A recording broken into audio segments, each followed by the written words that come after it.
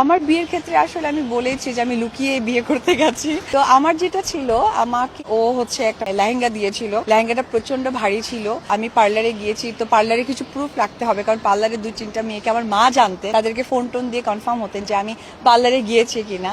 এই দুটো করেছি, করে ওই লেহেঙ্গাটা পরে সোজা বাসায় চলে গেছি। আর আমার গায়ে শুধু একটা ডায়মন্ডের নেকলেস সে দিয়েছিল, লেহেঙ্গাটা পরা ছিল। দ্যাটস ইট, আমার বিয়ে এটাই। দ্বিতীয় বিয়ে নিয়ে অপু বিশ্বাসের মুখে নতুন কথা। দ্বিতীয় বিয়ে নিয়ে নিজের অভিজ্ঞতার কথা বলতে গিয়ে এবার সে সময়ের কথোপকথন তুলে ধরেছেন অপু বিশ্বাস।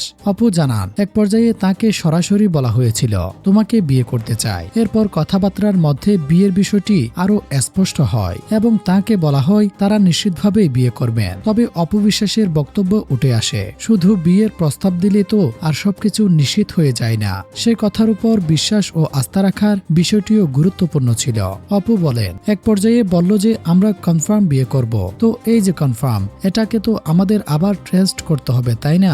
দ্বিতীয় বিয়ের প্রসঙ্গে অপু বিশ্বাসের এই বক্তব্য সামনে আসতেই নতুন করে আলোচনা শুরু হয়েছে। তিনি কি আবেগের বশে সিদ্ধান্ত নিয়েছেন, নাকি দীর্ঘ আলোচনার পর ভেবেচিন্তেই এই সিদ্ধান্ত, তা নিয়েও কৌতূহল রয়েছে অনেক ভক্তদের মাঝে। দর্শক, আপনি কি চান অপু বিশ্বাস নতুন করে ঘর করুক, নাকি শাকিব খানের অপেক্ষায় থাকবে? আপনার মন্তব্য অবশ্যই কমেন্ট করতে ভুলবেন না।